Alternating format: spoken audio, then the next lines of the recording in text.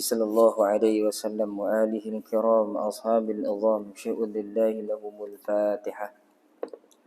أعوذ بالله من الشيطان الرجيم. بسم الله الرحمن الرحيم. الحمد لله رب العالمين الرحمن الرحيم مالك يوم الدين إياك نعبد وإياك نستعين اهدنا الصراط المستقيم صراط الذين أنعمت عليهم غير المغضوب عليهم ولا الضالين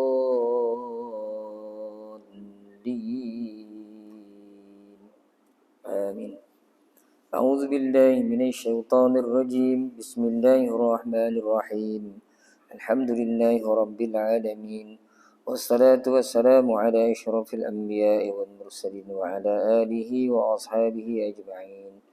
اللهم يا عليم علمنا من علمك ما ترضى به عنا ولا تؤاخذنا بما تعلمه منا. يا عليم خلقنا بخلق العلم وحققنا بحقائق العلم. رب اشرح لنا صدورنا ويسر لنا أمورنا واحلل عقدة من ألسنتنا يفقه أقوالنا والحمد لله رب العالمين. أعوذ بالله من الشيطان الرجيم. بسم الله الرحمن الرحيم. السلام عليكم ورحمة الله تعالى وبركاته. الحمد لله والصلاة والسلام على رسول الله وعلى آله وصحبه ومن والاه. أشهد أن لا إله إلا الله وأشهد أن محمدا عبده ورسوله. قال رب اشرح لي صدري ويسر لي أمري wahlul 'uqdatam min lisani yafqahu qawli, amma ba'. Yang berusaha pihak pengurusan masjid, ashabul fadilah, tuan-tuan guru, tuan-tuan imam, ketua-ketua masyarakat, tuan-tuan haji, puan-puan hajah, tuan-tuan, puan-puan, hadirin, hadiran yang dirahmati Allah Subhanahu wa taala sekalian. Alhamdulillah tuan-tuan dan puan-puan, seperti biasa di awal-awal pagi ini marilah sama-sama kita panjatkan kesyukuran kehadiran Allah Subhanahu wa taala kerana kita masih lagi dibangkitkan oleh Allah Subhanahu wa taala untuk terus hidup. Itu bermakna nikmat Allah Subhanahu wa taala masih lagi berpanjangan bersama dengan kita. Mudah-mudahan Allah Subhanahu wa taala sentiasa membimbing kita dalam kehidupan masa hadapan kita, insya-Allah, mudah-mudahan. Syukur juga tuan-tuan pada Allah Subhanahu wa taala kerana kita dipilih sama-sama untuk pagi ini duduk dalam majlis ilmu, lebih-lebih lagi majlis kita meraihkan, meneliti, merenung ayat-ayat yang Allah Taala turunkan pada kita semua. Mudah-mudahan keberkatan mendengar dan membaca Al-Quran ini serta memahaminya ini, berkat itu mudah-mudahan mengalir dalam kehidupan kita, pada diri kita, isi kita, anak-anak kita, kaum kerabat kita. Mudah-mudahan Allah Subhanahu wa taala sentiasa memberikan kepada kita nikmat, keseronokan, keinginan untuk terus belajar dan terus belajar sampailah kita dijemput oleh Allah Subhanahu wa taala, mudah-mudahan. Allahumma amin. Jadi pagi ni tuan-tuan, mari sama-sama kita tengok ayat yang ke-208 daripada surah Asy-Syu'ara. Kita masih lagi dalam surah Asy-Syu'ara juzuk 19. Pagi ni kita bermula pada ayat 208 muka surat 151. Insya-Allah kita baca tuan-tuan sama-sama. A'udzu billahi minasyaitonir rajim. Bismillahirrahmanirrahim. Wa ma أهلكنا من قرية إلا لها منذرون ذكرى وما كنا ظالمين وما تنزلت به الشياطين وما ينبغي لهم وما يستطيعون إنهم عن السمع لمعزولون فلا تدع مع الله إلها آخر فتكون من المعذبين وأنذر عشيرتك الأقربين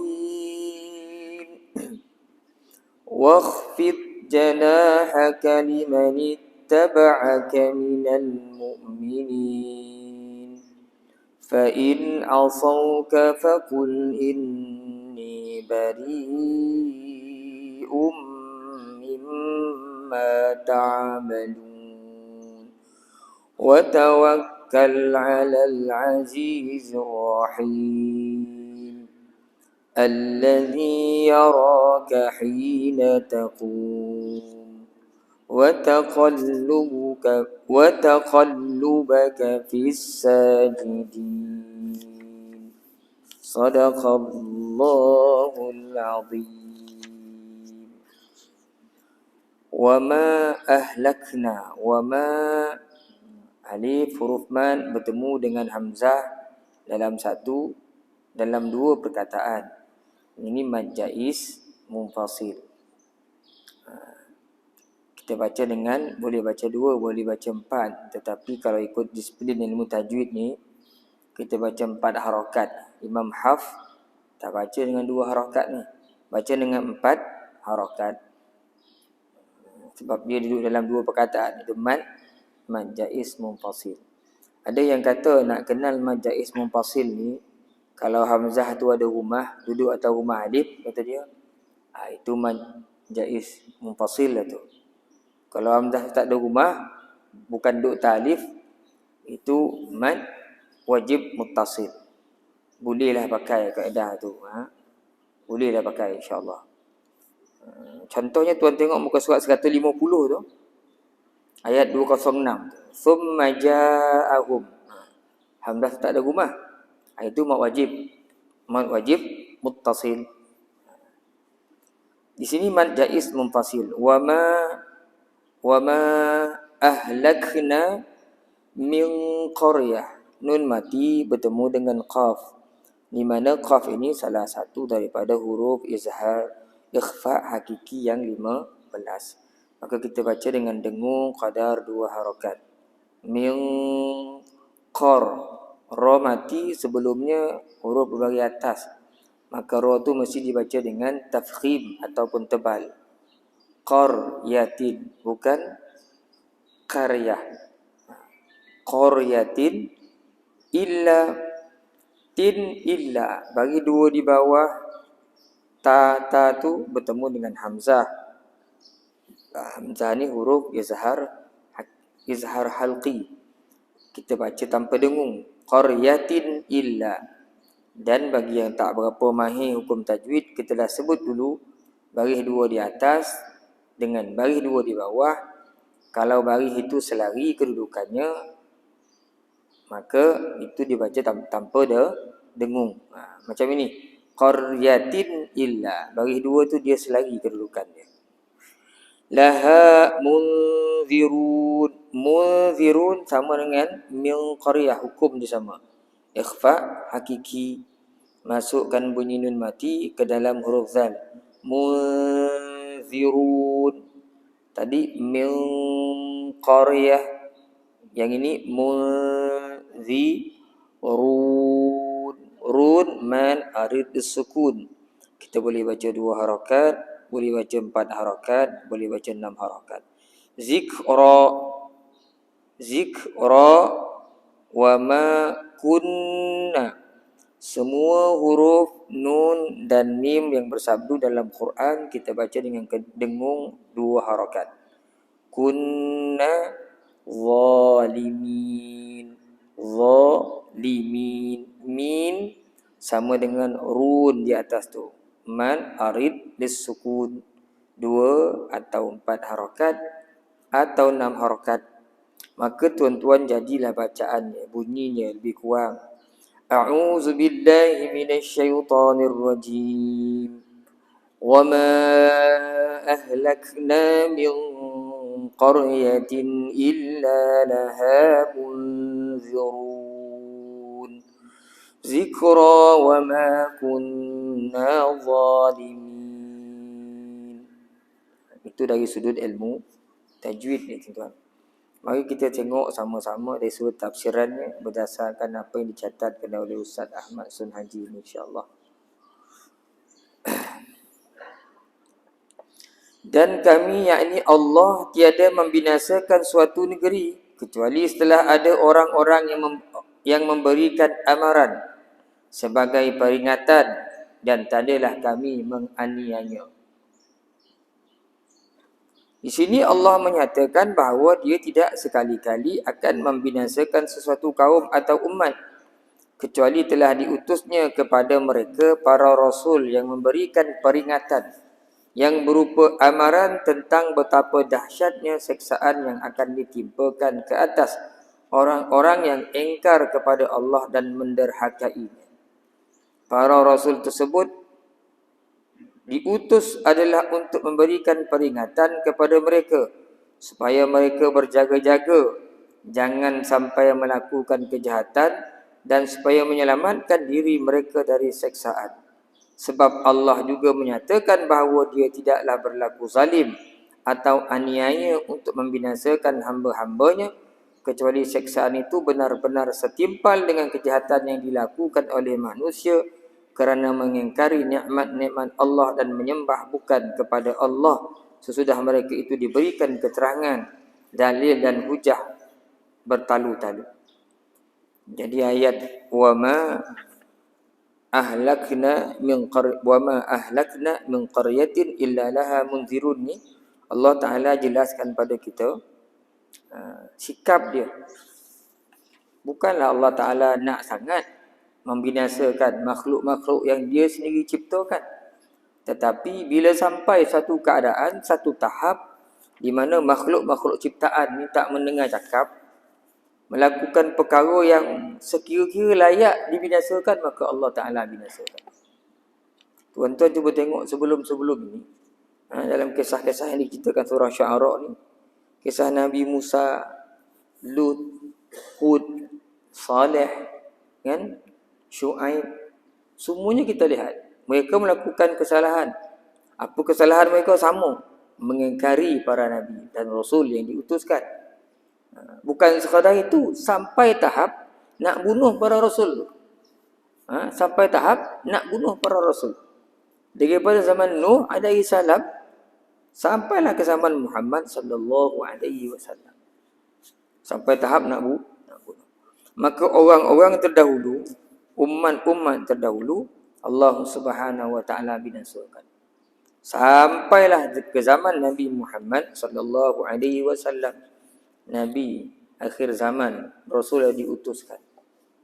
Kita ni banyak, selalu saya sebut, kita ni banyak menumpang tuah Rasulullah sallallahu alaihi wasallam. Orang-orang dulu buat kesalahan semua dimusnahkan Allah. Sampai zaman kita Muhammad sallallahu alaihi wasallam, Nabi kita, Rasul kita, banyak ada kesalahan dilakukan oleh umat manusia ini, tapi tidaklah dimusnahkan keseluruhannya seperti mana Allah Ta'ala pernah membinasakan kaum-kaum sebelum ini. Tapi apa yang berlaku kepada penentang-penentang Nabi Muhammad sallallahu alaihi wasallam di Makkah, iaitu kaum musyrikin Makkah, Allah Subhanahu wa taala binasakan mereka. Seperti Abu Jahal, Abu Lahab, beberapa orang lagi yang menunjukkan sikap penentangannya kepada Nabi sallallahu alaihi wasallam sampai menyakiti Nabi. Mereka banyak dimusnahkan oleh Allah, dibinasakan dalam perang Badar umpamanya. Ramai yang dimusnahkan Allah. Wa ma kunna mu'azzibina hatta nab'atha rasula, dan tiadalah kami menyeksa sehingga kami mengutus seorang rasul. Itu ayat dalam surah Isra yang menafsirkan, memberitahu sama maksudnya dengan ayat 208 ni. Allah Taala tak musnahkan satu kaum, melainkan dia beri hantar rasul memberi peringatan. Menghantar rasul memberi peringatan. Ini adalah menunjukkan adilnya Allah Ta'ala itu. Beritahu dulu. Sama juga dengan anak-anak kita kat rumah, beritahu dulu gini. Kalau buat juga, maka adalah hukuman daripada kita. Wa ma tanazzalat bihi syayatin, dan tiadalah syaitan-syaitan itu yang menurunkan Al-Quran. Kenapa turun ayat ni tuan-tuan? Wa ma yanbaghi lahum wa ma yastati'un, dan tiadalah patut bagi mereka dan juga tiada sanggup. Sesungguhnya mereka itu sememangnya terhalang dari mendengarnya. Maksudnya tak mungkin para syaitan yang membawa Quran, turun Al-Quran untuk dijadikan buku yang mengandungi ilmu bertenung, atau buku yang mengandungi pantun-pantun dan syair, atau mengandungi ilmu sihir. Ayat ini turun sebab ada di kalangan orang musyrik Mekah menyebutkan ayat-ayat yang Nabi baca ni adalah merupakan bisikan-bisikan daripada syaitan, bukan daripada Tuhan. Maka Allah Ta'ala pun nafikan turun ayat, dan tiadalah syaitan-syaitan itu yang menurunkan Al-Quran. Wa ma tanazzalat bi syayatin. Dalam ayat lain ada Allah Ta'ala sebut, Qul nazzalahu ruhul qudusi min rabbika bil haqqi liyuthabbital ladhina amanu wa busyara wa hudan wa busyara lil muslimin. Katakanlah wahai Muhammad, nazzalahu ruhul qudus, Quran tu dibawa turun melalui perantaraan Jibril daripada Tuhan kamu. Liyuthabbital ladhina amanu, guna untuk mengukuhkan, meneguhkan, memantapkan lagi keimanan orang-orang yang beriman. Wa hudan, sebagai petunjuk, wa busyara lil muslimin, dan khabar gembira untuk orang-orang yang menyerahkan diri pada Allah, orang Islam. Jadi dia tidak diturunkan oleh syaitan. Tak diturunkan oleh syaitan. Bukan zaman dulu ni. Zaman sekarang pun orang ada sebut Quran ni. Kan sebab tu dulu pernah kita dengar ada orang tulis buku Satanic Verses tu, Salman Rushdie, langsung dihukum bunuh. Dah pergi tak tahu ke mana pergi lagi. Kan? Sampai hari ni pun kata Quran ni daripada syaitan. Maka syaitan tak mampu bawa turun Quran, nak ambil daripada Lauh Mahfuz. Dalam surah apa? Surah Qaf kan? Bila dia naik, itu dalam surah Jin. Dalam ayat tersebut, syaitan ni bila naik ke langit, dia dapati dia dipenuhi oleh malaikat-malaikat yang menjaga Al-Quran. Nak pastikan Quran ni, wahyu yang sampai kepada Nabi Muhammad adalah daripada Allah. Sebelum ini syaitan boleh dengar wahyu-wahyu. Bila lepas tu Allah Ta'ala tahan. Kalau mereka naik ke langit, cuba mencuri-curi dengar, mereka akan dilontar dengan berbola api. Sebab tu ayat disebut, wa ma tanazzalat bihi syayatin. Syaitan ni tak boleh naik. Dia tak boleh, tak mampu nak bawa Al-Quran. Dan tiadalah patut bagi mereka dan juga tiada sanggup. Malahan mereka tidak berdaya berbuat demikian walau dicuba mengatasinya dengan apa cara sekalipun. Kerana sesungguhnya para syaitan itu tidak dapat mendengar Al-Quran yang dibacakan oleh malaikat, disebabkan mereka itu terhalang apabila dilihat sahaja oleh malaikat. Nescaya mereka akan dilontar dengan panah api.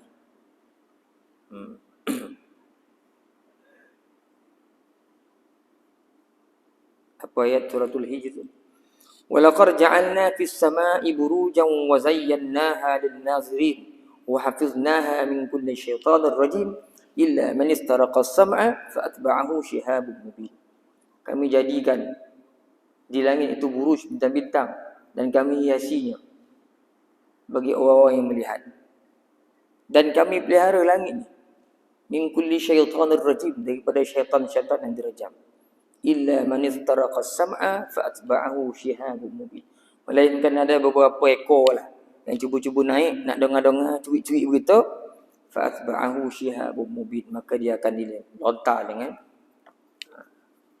syihab, bola-bola bintang api, bola api. Itu Allah Ta'ala sebut dalam suratul Hijr. Kesimpulannya, para syaitan tidak mungkin membawa turun Al-Quran oleh adanya 3 perkara yang disebutkan tadi dalam ayat 210 sampai 212. Pertama, Quran tu bukanlah barang yang diingini oleh syaitan. Kerana perangai syaitan adalah suka menyesatkan dan suka membuat bencana. Sedangkan Quran adalah mengandungi perintah supaya orang melakukan kebajikan dan menegah daripada berbuat kejahatan. Al-Quran juga merupakan petunjuk dan cahaya serta mengandungi bukti atau dalil yang kuat. Maka di antara Quran dengan apa yang diceritakan syaitan mempunyai perbezaan dan pertentangan yang sangat besar. Ini kata ahli tafsir. Sebab apa Quran tu bukan turun daripada syaitan? Kata dia 3 sebab. Satu, Quran tu bukan dikehendaki oleh syaitan pun. Maka Quran takkan dibawa oleh syaitan. Dua, kalaupun para syaitan itu ingin untuk membawa Quran, dia tak sanggup untuk membawanya. Berdasarkan ayat dalam suratul Hashr ni, "Lau anzalna hadzal Qur'ana ala jabalin la ra'aitahu khashi'an mutasaddian min khasyatillah." Kalaulah kami Allah turunkan Quran ini ke atas sebuah gunung, nescaya engkau lihat dia tunduk lagi terbelah-belah kerana takutkan Allah. Ini menunjukkan bahawa syaitan tidak akan berdaya dibebani oleh Quran. Dibebani Quran. Sedangkan gunung akan terpecah apabila menerima Al-Quran. Menerima Al-Quran ini maksudnya menerima tanggungjawab untuk beramal, melaksanakan tuntutan-tuntutan yang ada dalam Quran. Tak mampu, gunung ganang pun borek. Manusia ni lah yang tanggung. Manusia yang tanggung akhir. Ketiga, kalaulah mereka ingin juga atau sanggup menanggung Quran dan menunaikan isinya, mereka tidak akan berhasil atau sampai ke arah itu. Kerana para syaitan adalah tersisih dan terpencil jauh, tidak mungkin dapat mendengar semasa dia diturunkan. Itu maksud ayat, innahum anis sam'i la ma'zulun. Dan jadilah patut, sesungguhnya mereka itu sememangnya terhalang dari mendengarnya. Bismillahirrahmanirrahim. Memang syaitan tak dapat dengar Al-Quran. Jadi tak adalah dia nak sampaikan kepada Nabi Muhammad sallallahu alaihi wasallam. Jadi yang menyampaikan Al-Quran itu kepada Nabi sallallahu alaihi wasallam adalah malaikat Jibril alaihi salam. Malaikat Jibril alaihi salam, bukannya syaitan. Jadi tuhmahan orang-orang dulu musuh-musuh Nabi sallam adalah tidak tepat Allah sangkal dalam surah ini. Kemudian tuan-tuan dan puan-puan, kita tengok ayat berikutnya 213. Maka janganlah engkau menyeru bersama Allah akan Tuhan yang lain, nescaya engkau termasuk daripada golongan, daripada orang-orang yang disiksa. Fala tad'u ma'allah. Jangan sembah Tuhan lain. Jangan bermohon pada Tuhan yang lain. Jangan minta harap pada Tuhan-Tuhan yang lain selain daripada Allah Subhanahu wa ta'ala. Itu maksud ayat 213. Kata Ustaz Ahmad Sunhaji kat sini, setelah Allah memberikan hiburan terus-menerus dan berkali-kali kepada Rasulullah, diceritakannya kisah-kisah Rasul-Rasul terdahulu dengan umatnya, maka di sini disebutkannya pula mengenai 4 macam perintah dan tegahan. Maka Allah Ta'ala turunkan pula ada 4 macam. Perintah ada, tegahan pun ada. Tegahan yang pertama, fala tad'u ma'allah. Jangan sembah selain daripada Allah Subhanahu wa ta'ala. Jangan menyeru. Nabi dilarang supaya jangan menyembah selain daripada Allah. Maksudnya jangan menyekutukan Tuhan dengan Tuhan-Tuhan, dengan ilah-ilah yang selain daripadanya. Kerana orang yang menyekutukan Allah itu besar dosanya. Wa man yusyrik billahi, banyak ayat, faqad dhalla dhalalan ba'ida. Siapa yang syirik pada Allah, dia telah jauh daripada Tuhan, sesat-sesatnya.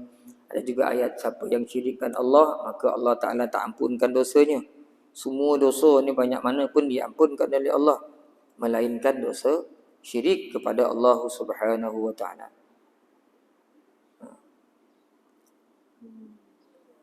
Di sini Rasulullah SAW telah digesa agar menambahkan keikhlasannya dalam beribadah kepada Allah dan menerangkan bahawa perbuatan syirik itu sangat buruk padanya. Tentu sekali larangan syirik itu bukan khusus ditujukan kepada Nabi, sallallahu alaihi wasallam, kerana baginda adalah maksum, terpelihara dari melakukan dosa, tetapi larangan yang umum kepada semua makhluk yang diciptakan oleh Allah.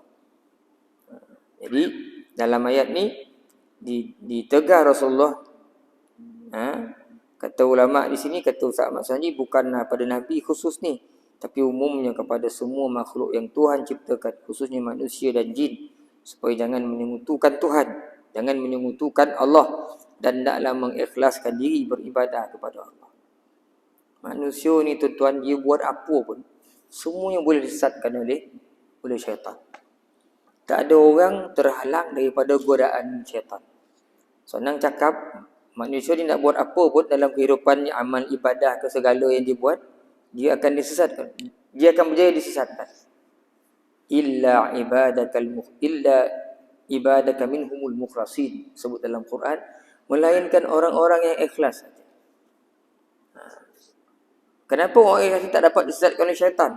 Orang yang ikhlas maksudnya adalah orang yang sedar yang dia buat tu lillahi ta'ala, dikeranakan kerana Allah. Sebab itu syaitan pun sebut dalam Al-Quran suratul Hijr, kan, dia akan sesatkan, Rabbi bima aghwaytani la uzayyinanna lahum fil ardi wa la ughwiyannahum ajma'in illa ibadaka minhumul mukhlasin. Ya Allah, ya Tuhanku, oleh kerana kau dah sesatkan aku, kau dah cop aku ni kapi, maka aku akan hiasi dunia ni nampak cantik kepada Bani Adam. Kemudian aku akan sesatkan mereka semuanya. Illa ibadaka minhumul mukhlasin, melainkan orang-orang hamba-hamba kamu yang ikhlas. Kenapa tak dapat disesatkan? Kerana orang-orang ikhlas ni adalah orang yang sedar semua yang dia buat tu kerana Allah Subhanahu wa taala. Syekh Ruwaib menyebutkan, al-ikhlas, ikhlasun niyyah ma Allah. Ikhlas itu iaitu menyucikan niat, semata-mata buat tu kerana Allah Subhanahu wa taala. Tak ada kerana yang lain. Dengan maksud orang yang melakukan satu perkara secara ikhlas ni sebenarnya dia sedar yang dia buat tu lillahi taala, bukan untuk siapa-siapa. Sebab itu syaitan tak mampu untuk menyesatkan orang-orang yang ikhlas. Sebab tu manusia ni bila nak buat apa-apa pun, pertama sekali adalah keikhlasan. Sembahyang bukan kerana riak, ikhlaslah tu. Derma, sedekah bukan kerana riak, lillahi ta'ala, ikhlaslah tu. Bila seseorang melakukan kerana ikhlas, maka ikhlas kerana Allah, maka dia tidak mengharapkan apa-apa balasan daripada makhluk. Dia hanya nampak Allah Subhanahu wa taala. Jadi ketulusan itu, kebersihan jiwa itu, terangnya mata hati, hanya melihat Allah, takkan dapat disesatkan oleh syaitan. Itu maksud ayat ni. Fala tad'u ma'allahi ilahan akhar fatakuna minal mu'azzabin. Kalau kamu sembah juga selain Allah, kamu akan diazab oleh Allah Subhanahu wa taala. Kemudian setelah tegahan, Allah Taala suruh wa anzir ashiratakal aqrabin, dan berikanlah peringatan kepada keluargamu yang paling hampir. Baginda diperintahkan pula, iaitu pertakutilah, ingatkan kaum kerabatmu yang terdekat tentang adanya siksaan Allah apabila siksaan itu ditimpakan kepada orang-orang yang kufur dan orang yang menyekutukan Allah. Sebab itu tuan-tuan dibawa, kalau tuan-tuan tengok di sini, ada banyak hadis sebenarnya kan menceritakan bila ayat ni turun, ada 2-3 versi kan. Rasulullah naik ke Bukit Safa, panggil semua bapak saudara, keturunan-keturunan ni, sampaikan pesanan, mengingatkan mereka supaya menyelamatkan diri daripada api neraka Allah. Kan dalam hadis banyak begitu menyebutkan. Tapi akhirnya dia ditempelak, diperlekehkan oleh Abu Lahab, sehingga turun ayat tabbat yada abi lahabin wa tabb tu. Mungkin di sini ada cerita je ni. Jadi ayat ni turun mengingatkan Nabi supaya mengingatkan keluarga terdekat. Peringatan itu sekalipun khusus ditujukan kepada Nabi, wa anzir ashirataka, kata kamu yakni Muhammad.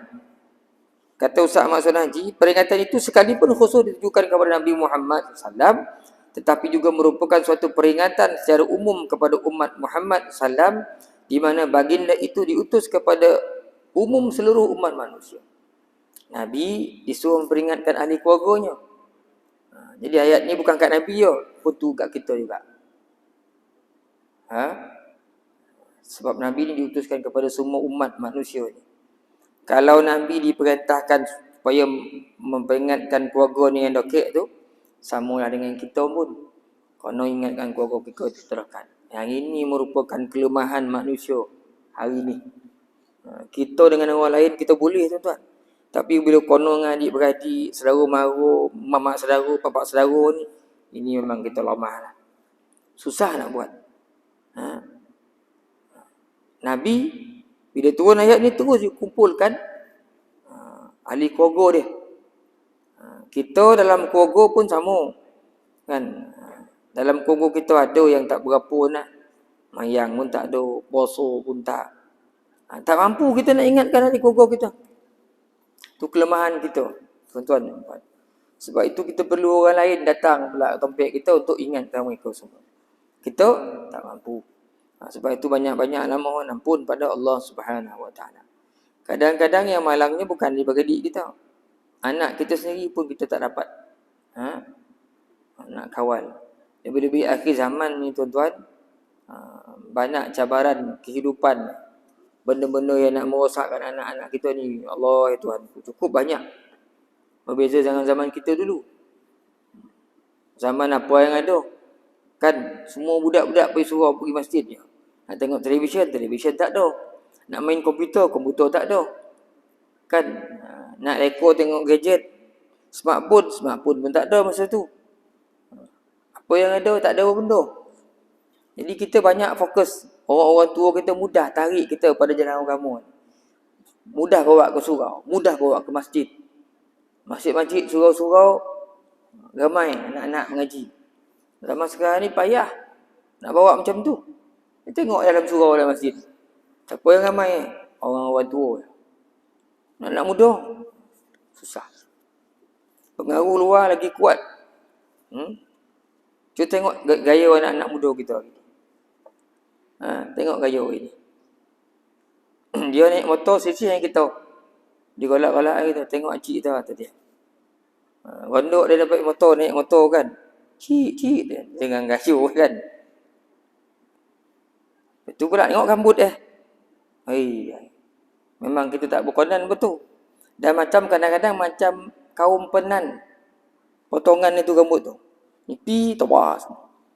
Kadang-kadang macam tak tahulah. Dia pernah ambil tu. Korea, Amerika, Afrika yang gaya ambil rambut. Bawa pergi sekolah. Kan cikgu sekolah potong. Ngadu kat mak ayah. Mak ayah datang orang ke sekolah pula. Susah hari ni. Fashion rambut Tengoklah pakaian. Kan pakaian kalau tak kotat, itu bukan tahun 2022 tu. Kita dulu boleh masuk sekor ulas sawah bawah seluar ni. Nyoli masuk sini sampai ke paha. Dia lipih pun tak dapat hidup. Sosak napih dalam tu. Nak keluar pun tak lapih. Seluar tu botol-botol. Memang tak menepati. Menutup aurat tu tak menepati. Anak kita hari ni. Baik lelaki, baik perempuan kan. Dengan fashion yang tertentu lah. Dia susah kita tuan-tuan. Yang buat baju seluar pula kan orang kita. Itu sebab mesti ada di kalangan fardu kifayah tu. Orang kita ni kemahiran tu kena ada. Ni tak ada. Kita pun nak tolong juga. Orang seorang mau pergi hantar baju pendek lah baju kita dikoreknya. Tu jadi masalah tu. Esay Ustaz selalu dongangkan. Saya bukan tak nak tolong orang Melayu ni. Saya hantar kain tu mahal saya beli. Bila saya pakai dah hilang 2 inci coatingnya tu. Tu pun satu masalah agak tu. Kita panggil orang Melayu baik rumah kita. Kita pandang tembok rumah kita tu. Ada corner pula. Dah berong pula. Dah podih lah jiwa kita sudah. Sebab apa tu tak ada kemahiran. Jadi fardu kifayah ni kena pandang enggak tuan-tuan. Kan? Kalau tidak nanti kita betul-betul bergantung kepada orang luar. Akhirnya susah kita. Padahal bumi kita ni subur. Kan? Nabi Syekh tak ada ayam ni, tak makan ayam dah susah hati kita. Ayam kan tak ada banyak kan. Tapi itulah. Mungkin ada orang nak kayu copek, suruh ayam. Terpaksa lah kita cari alternatif lain. Anak kita ni jenis serupa dengan selera macam selera musang, makan ayam kan, tak ada ayam tak nak makan. Boleh ikan tak nak makan. Nak ayam dia. Dah susah kita. Ada pula orang kita bolo ayam, bisinglah orang lain. Kan? Banyak lalat sini tu dia. Orang Melayu kita macam tu tuan. Kan? Dia nak buat tak nak, bila orang buat dia bising pula tu. Tu masalah kita hari ni. Kan? Dengan keluarga ni memang kita kalah tuan. Sebab ingat-ingatkanlah adik-beradik kita, anak-anak kita. Bila kita dah cakap, lepaslah urusan kita tuan-tuan. Ini tak cakap langsung ni. Kita dengan dunia kita. Kita lah yang pergi masjid. Kita lah yang baca Quran. Kita lah yang seorang-seorang selawat. Kita lah seorang-seorang istighfar. Orang lain tu kita biar. Tak lepas kita tu. Kan ada ayat. Apa tu? Ku anfusakum wa ahlikum nara tu. Peliharalah diri kamu dan ahli keluarga kamu daripada api neraka Allah Subhanahu wa taala. Mengikut riwayat dari Muhammad bin Ishaq mengenai turunnya ayat 214 ni, ada diceritakan oleh Sayyidina Ali radhiyallahu anhu. Di antaranya seperti berikut. Jadi Muhammad Ishaq ni dia ceritakan tentang apa yang diceritakan oleh Sayyidina Ali berikutan turunnya ayat 214. Di mana kata Sayyidina Ali, maksudnya saya ni kocik ini. Saya menjemput keluarga Abdul Muttalib supaya menghadiri jamuan yang diadakan oleh Nabi Muhammad sallallahu alaihi wasallam. Bila turun ayat ni, Nabi buat jamuan. Panggil bapak saudara. Yang datang kira-kira seramai 40 orang. 40 orang datang. Antara mereka yang hadir ialah bapa-bapa saudara baginda, iaitu Abu Talib, Hamzah, Al-Abbas dan Abu Lahab. Setelah selesai makan dan minum, baginda memberi ucapan, wahai keluarga Bani Abdul Muttalib, sesungguhnya saya telah membawakan kepada tuan-tuan suatu yang lebih baik dari apa yang ada di dunia dan di akhirat, yakni agama Islam. Dan saya telah diperintahkan oleh Allah Azza wa Jalla agar menyeru tuan-tuan kepada agama tersebut. Maka siapakah di antara tuan-tuan yang sanggup menyokong saya dalam tugas saya ini? Nescaya dia akan menjadi saudara saya dan wakil saya dan pengganti saya dalam urusan tuan-tuan. Nabi sebut macam tu. Panggil orang, buat kenduri, pasal orang datang makan, lepas tu Nabi cakap. Kan? Nabi sebut, nak selamatkan ahli keluarga ni, bawa agama ini, dan tanya siapa nak sokong dia, membantu dia. Siapa yang bantu dia, kata Rasulullah, dia akan jadi wakil Rasulullah dan pengganti. Maka mereka semuanya telah menyambut dengan sambutan yang dingin, sedangkan saya adalah di antara keluarga yang paling muda dalam majlis itu. Senali yang paling kecil tadi, anak kepada Abu Talib, ayah pun ada dalam tu. Kata Senali, saya telah menyambut seruan baginda dengan berkata, sayalah orangnya ya Rasulullah. Saya akan menjadi penyokong dalam tugas tuan. Mendengar itu baginda merangkul leher saya, dipeluk Sayyidina Ali. Seraya berkata, inilah saudara saya, wakil saya dan pengganti saya dalam urusan-urusan tuan-tuan. Dengarlah dan ikutilah dia. Sayyidina Ali kocik ke? Maka para hadirin telah ketawa. Saudara-saudara, pak saudara kolak. Sayyidina Ali jadi wakil Nabi. Budak itu. Dan mereka berkata kepada Abu Talib, orang ini yakni Muhammad menyuruh engkau supaya mendengar dan mengikuti Ali, anakmu sendiri. Kemudian mereka bersurai.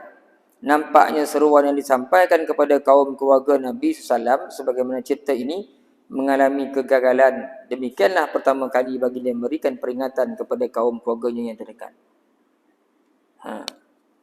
Kita pun bila ada masalah dengan saudara mara macam ni lah.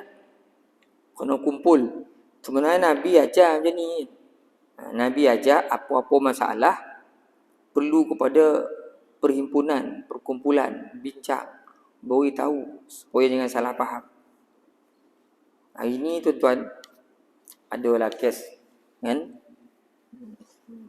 banyak orang mengadu kan, dia semua sama-sama adik-beradik tak berapa nak ngam. Bila meninggal ayah, foto tinggal banyak. Datanglah abang nombor kita. Abang ni kutuk akak. Akak tu macam ni. Dia lah yang nak mengurus dengan foto ni tadi. Betul dia kat long, tapi sekali anak lelaki. Anak lelaki tolong kau Angai. Waduh. Kalau lah jumpa kita juga cerita macam ni. Sebab apa tu? Masing-masing tak nak kumpul. Tak nak bincang sama-sama. Semua nak pergi kepala sendiri ya. Jadi macam tu susah. Kan? Kalau yang mendengar tu dia bias. Maka yang mendengar pun sama-sama terpengaruh. Ini betul, yang ini salah. Selalunya andaian-andaian yang dibuat tanpa usul periksa memang salah. Kan? Sebab itu perlu ada perhimpunan, istimewa, kumpul, bincang elok-elok. Baru nampak. Baru jelas kat situ. Siapa yang betul, siapa yang salah. Nabi bincang, bawa ahli keluarga. Nampak dah. Dan ramai-ramai tu, Abu Lahab yang paling korek sekali. Abu Talib cakap apa? Lepas tu bila Abdul Muttalib meninggal dunia, Abu Talib lah yang pelihara Rasulullah. Jaga Rasulullah. Walaupun dia tak beriman dengan Nabi, tapi dia tidak menentang Nabi. Dan tak menyakiti Nabi. Bahkan dia mempertahankan Nabi. Yang itu Nabi tengok, jelas. Yang jelasnya Abu Lahab. Imam Bukhari dan Imam Muslim telah mengeluarkan hadis yang diriwayatkan dari Ibnu Abbas radhiyallahu anhu, katanya, apakala Allah menurunkan ayat wa anzir ashiratakal aqrabin, yang artinya dan berikanlah peringatan kepada keluargamu yang paling hampir, maka Nabi SAW telah naik ke atas bukit Safa lalu memanggil-manggil supaya orang berkumpul. Baginda pun berkata, wahai anak-anak Abdul Muttalib, wahai anak-anak Fihir, wahai anak Lu'ai. Ini keturunan-keturunan Nabi ini. Apa pendapat kamu kalau saya memberitahukan kepada kamu bahawasanya di lereng bukit ini ada pasukan berkuda hendak menyerang kamu? Adakah kamu percaya dengan saya? Nabi tanya. Kalau aku cakap tepi bukit ni ada pasukan berkuda nak menyerang kita, percaya tak? Sebab Nabi sebelum ni digelar Al-Amin. Tak ada orang zaman tu yang digelar sebagai Al-Amin. Orang yang paling dipercayai. Masing-masing menjawab, ya, kami tak pernah mendengar engkau berdusta. Kata baginda lagi, sesungguhnya saya menjadi orang yang memberikan peringatan, iaitu kamu sedang berada di hadapan siksaan yang besar. Maksudnya hendaklah menyelamatkan diri daripadanya.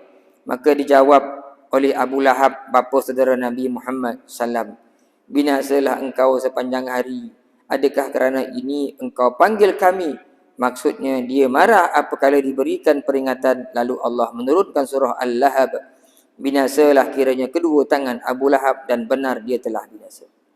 Sikap Abu Lahab ni dah lama dah meninggal. Tapi sikap Abu Lahab ni ada pada sebahagian manusia.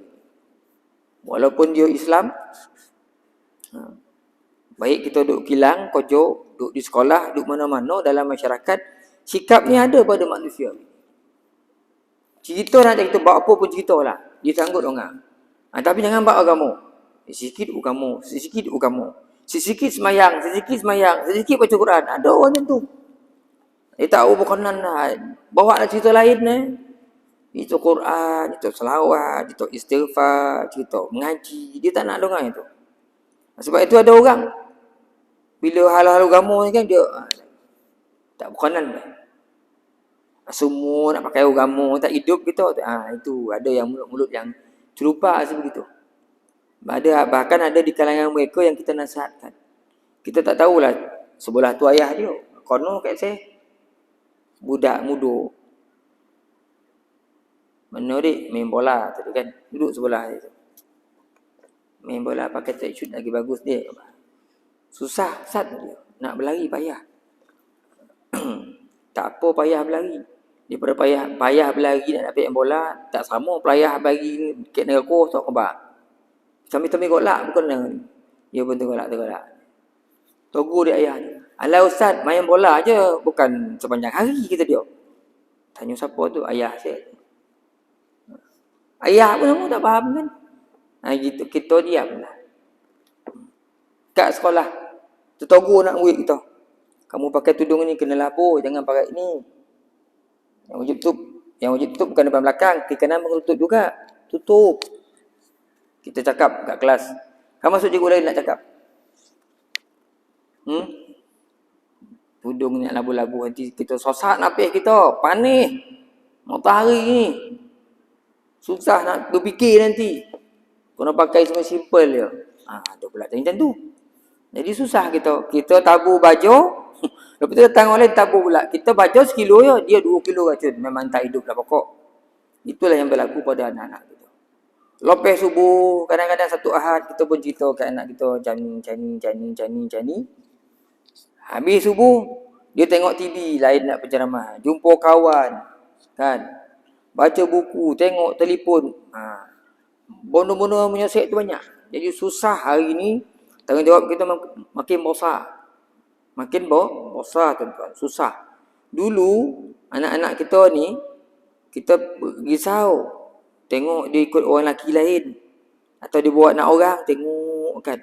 Nampak dia kita, mata kita pandang je. Hari ni dia tak payah keluar rumah naik motor. Dia dalam bilik, dia dah boleh jumpa orang lain dah. Penuh telefon, ada internet. Bantai burak kan sampai jauh-jauh pagi. Subuh tak bangun, sudah. Berburak dengan kawan malam tadi. Dia tak payah keluar. Dia nak berparti dalam telefon. Kan? Sampai mati-mati. Leko main game, boom langgar dia kata. Ada orang tu. Kalau mati sebab baca Quran banyak bonus, sosak napih baca Quran mati. Okey juga. Ni tengah main game jalan raya, boom langgar dia kata mati. Masya-Allah. Tak tahulah mati syahid ke mati apa tu. Tunjuk kan tuan-tuan. Susahnya hari ni nak mendidik manusia. Ini yang dulu pun Nabi dah terima dah. Kan? Bila cakap hal agama ni Abu Lahab bangun. Marah Nabi. Binasalah engkau sepanjang hari. Adakah kerana ini engkau panggil kami? Kau nak bagi tahu ni ya? Kata Abu Lahab. Dia marah apabila diberikan peringatan. Lalu Allah pun menurunkan surah Al-Lahab. Tabbat yada abi lahabin wa tab. Kalau kita semayang baca, tuan-tuan hati-hati dengan watab ni. Kadang orang banyak lupa. Dekat ba ni ada huruf tasydid. Jadi bila baca, jangan baca abi lahabin wa tab. Memang salah tu. Wa tab. Kemudian pada tabbat yada ni, bila ta ni jumpa ya ni, ta tidak boleh dihamaskan. Tabbat yada tak boleh. Tabbat yada saja. Yang ini kena betulkan tuan-tuan. Sebab kadang banyak kan kesilapan berlaku kat situ. Kemudian Allah Ta'ala pesan lagi. Wakhfid janahaka limanit taba'aka minal mu'minin. Dan rendahkanlah sayapmu. Yang ini berlemah lembut kepada orang-orang yang mengikuti engkau daripada orang-orang beriman. Arahan supaya Nabi berlemah lembut orang beriman. Karena Nabi secara khusus. Pengajaran ini umumnya pada kita. Kan? Supaya kita bergaul dengan orang-orang yang seagama dengan kita, orang beriman khususnya, dengan lemah lembut. Walau kunta faddan ghalidhal qalbi lam faddu min hawlik. Allah Ta'ala sebut dalam Quran. Kalau kita kasar, koreh, orang lari daripada kita. Dan bukanlah sifat orang beriman yang baik itu apabila berlaku kasar dengan saudara-saudaranya yang lain. Kan? Bahkan kita disebut, Nabi banyak mengingatkan. Man la yarham la yurham. Siapa yang tidak mengasihi, dia tidak akan dikasihi oleh orang lain. Dalam hadis pun Nabi sebut, dalam hubungan suami isteri rumah tangga, Nabi sebut, orang yang paling baik di kalangan kamu adalah orang yang berlaku baik dengan para isteri dia, dengan isteri dia. Kan? Dalam hadis secara umum pun Nabi sebut. Dalam Quran pun sebut, Waqulu linnasi husna. Maka kalau kau bercakap dengan manusia, cakaplah perkara yang baik-baik. Ini sebahagian daripada ciri-ciri kelembutan yang ada pada orang mukmin, tak menyakiti orang lain. Kan? Sehingga satu hadis yang saya selalu baca, Nabi sebut, al-mu'minu Alifun wa ma'lufun. Mukmin yang sebenarnya mukmin tu dia alif, dia mesra dengan orang. Wa ma'luf, dan dia mudah dimesrai. Dia friendly lah. La khaira fi man la ya'luf wa la yu'laf. Nak jadi friendly macam mana kalau kita kasar? Orang takkan mendekati kita. Tidak ada kebaikan pada orang yang fi man la ya'luf wa la yu'laf. Dia tidak mesra dengan orang, dia suka orang nak burak dengan dia, nak bercakap dengan dia, susah. Jadi kebaikan orang beriman ni adalah pada sifat lemah lembutnya. Dengan saudara-saudaranya yang lain. Jadi ayat waqfid janahaka limanit taba'aka minal mu'minin ni saya ringkaskan di sini, kita baca sini. Ayat ini adalah arahan pada Nabi Muhammad SAW supaya azillatan 'alal mu'minin, 'izzatan 'alal kafirin, kan, supaya berlemah lembut dengan orang-orang yang beriman.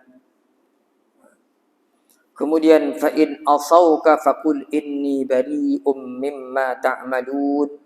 Sekiranya mereka derhaka kepada kamu, wahai Muhammad, katakanlah sesungguhnya saya bersih dari apa yang kamu kerjakan. Maknanya kalau dah diingatkan wahai Muhammad, mereka tak ikut juga, maka kamu berlepas dirilah. Tak apa dah lepas tu. Kita pun juga dengan saudara mara, dengan adik-beradik. Dah dia cakap kan, yang kau buat ni salah ni dik, buat macam ni. Tak nak dong ah. Kita dah lepas dah tanggungjawab, tuan-tuan dan puan. Lepas dah tanggungjawab kita. Anak-anak kita kan dah sebut dah alung, angah, alang, buat jenis-jenis. Tak diikut kerana nak bunuh lah anak kita tu. Maka lepas tanggungjawab kita, tuan-tuan. Yang tak lepas ni diam je. Dia seorang-seorang dalam hidayah, yang lain tu dibiarkan sesat. Itu tak betul. Kan? Dah cakap, tak mau dengar, habis dah tu. Kan? Habis dah tugas kita. Kerana tugas kita hanyalah fa'innama alaikal balagh. Kau ni tugas kamu, wahai Muhammad, menyampaikan saja. Sesungguhnya engkau telah menunaikan tugas yang diperintahkan supaya menunaikannya, dan engkau tidak akan berdosa di atas kesalahan yang mereka kerjakan. Malahan beritahukanlah bahawa mereka akan diberi pembalasan pada hari kiamat, iaitu hari yang tidak berguna lagi pada waktu itu harta dan anak-anak, kecuali yang berguna ialah siapa yang datang menemui Tuhannya dengan hati yang baik. Jadi kita dalam kogoh, tuan-tuan, bab semayang kono clear betul. Kan, sampaikanlah. Kalau dah sampaikan pada saudara mara kita tu, tak mahu dia semayang. Sebab itu asaslah dalam kehidupan. Adik-beradik kita kan, kadang-kadang kita malu Allah. Bukan tak berani, malu Allah nak jaga hubungan kononnya, maka kita berlepas tangan. Itu tak lepas tu. Kan itu saudara-saudara kita kan. Takkan nak nampak macam tu ya. Takkan nak tengok besok mereka ke neraka, atau sebahagian ni ke neraka. Kita tak nak macam itu. Jadi sebutlah pada adik-adik, kakak, adik, pak saudara, mak saudara, ikut, alhamdulillah. Tak ikut, habislah tugas kita. Janganlah nak masa-masa muka kan. Biar orang dulu dia lain. Ayah-ayah kita dulu kan, mungkin kerana amalan dia, doa-doa dia. Tuan-tuan tengok kan, orang dulu dalam Al-Quran pun menyebutkan Nabi Yaqub dia doakan keturunan. Nabi Ibrahim dia doakan keturunan. Jadi kita pun kena doakan supaya keturunan kita ni besok menjadi keturunan yang baik-baik di kalangan manusia. Mungkin doa-doa itulah berpanjangan lah. Doa tu bila mereka dah mati. Saya ada satu pengalaman orang seorang. Perempuan ni, dia kahwin dengan seorang lelaki. Budak lelaki ni, ayah lobai. Ni kampung saya ni. Ayah lobai. Memang alim lah. Surau masjid ayah ni memang kaki wirid ni, kaki baca Quran ni, ayah ni. Meninggal. Jadi sebab budak ni merujuk kat saya. Kita ustaz kan, kampung tu. Sekali kita balik kampung, dia datang. Ustaz tadi. Saya mimpi. Apa? Pak Montu saya datang jumpa saya. Daripada jauh dia mandang saya. Pak Montu dia tak dah meninggal. Takut saya. Hari pertama mimpi. Hari kedua ustaz datang lagi. Kek pagar, pintu pagar rumah. Tuan bayangkan ni mimpi orang mati datang. Mula dia pandang tak jauh sini ayo. Biar pun Nabi kita, mak kita risau tidak pandang. Hari kedua Ustaz, saya mimpi dia datang ke pagar rumah. Itu pagar. Hari ketiga betul tu mimpi lagi saya Ustaz. Kek no dia. Kek pintu rumah. Semalam hari ketiga Ustaz. Saya takut dia. Tak ada kau amalan-amalan. Apa sebab ni Ustaz? Saya tengok budak tu. Tudung tak pakai. Saya pun tanya tak takut ni tak ada. Awak tak reti dah. Saya kata, malam ni kalau kau mimpi, Pak Muntua kau, kek batang leher kau duduk Pum, tu Zina. Sebab apa Ustaz? Sebab kau tak semayang. Kan? Dia tembak je. Sebab tu tak kan? Tak semayang kan? Budak muda, dia duduk je. Ya Ustaz. Pak Muntua kau tu labai. Anak-anak semua semayang. Kau kahwin laki kau semayang. Kau laki kau tak otih ingat dengan nasihat kau ni. Semayang tak? Tak. Ha. Malam ni, kalau suruh asal kan maghrib tak semayang, lepas isyak kau tidur lolap di mata kau, Pak Muntua kau kat batang leher kau dia. Tangan ni kau. Kau hari kelima, saudara-saudara dalam kubur tu. Tudung ni. Dah semayang dia dah. Saya kata kau ni kita tengok. Tu mungkin doa-doa orang dulu-dulu kan tuan-tuan. Dia nak keturunan ni anak-anak. Bukan keturunan anak-anak. Oh yang masuk dalam keluarga dia pun sampai gitu sekali. Padahal dia meninggal lama orang. Tapi bila sampai hal yang berkaitan dengan keluarga ni, mimpi dia. Makanya kita fahamkan orang yang meninggal dunia ni macam-macam keadaan ni. Ada yang mati terus, tidur terus. Ada yang merayau dalam kubur tu. Dia ziarah. Dia tengok sahabat-sahabat dia tengok saudara mara kan. Alam roh ni kalau kita nak bincangkan dia bukan alam kita tuan-tuan kan. Kita hanya mendengar daripada apa disebut oleh guru-guru kita. Oleh Quran, hadis. Mungkin doa-doa panjangan tu akhirnya Allah Ta'ala buat takdirkan begitu. Mimpi menantu ni. 2 kali sampai kali keempat. 3 kali je nanti. Yang keempat ni asah je tuan. Tak ada mimpi dah. Mayang tak ada mimpi dah. Asah lah tu Pak Muntua kau ni suruh kau semayang. Jadi pun kita pun macam tu lah kalau nak-nak kan. Kok meninggal kita so. Anak kita tak semayang, tidur mimpi. Kita datang. Elok dah kan. Jadi orang-orang dululah doa-doa orang dulu.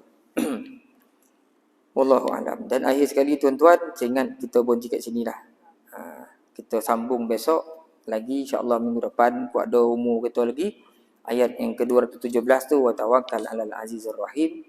Kita sambung pada minggu hadapan insya-Allah. Qulu qauli hadza, astaghfirullah li wa lakum. Assalamualaikum warahmatullahi taala wabarakatuh. Kita berhenti di sini tuan-tuan.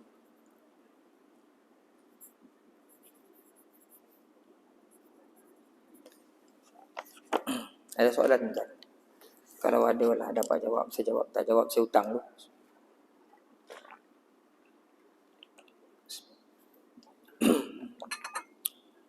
Kalau tak ada tuan-tuan kita berhenti di sinilah insya-Allah.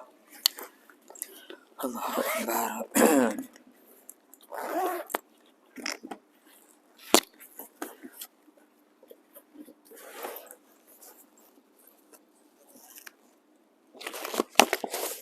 A'udzu billahi minasyaitonir rajim. Bismillahirrahmanirrahim. Alhamdulillahirabbil alamin. Wassalatu wassalamu ala asyrafil anbiya wal mursalin wa ala alihi wa ashabihi ajma'in. Allahumma zidna 'ilman nafi'a warzuqna fahma. Allahumma arzuqna fahman nabiyyin wa hifdzal mursalin bi rahmatika ya arhamar rahimin.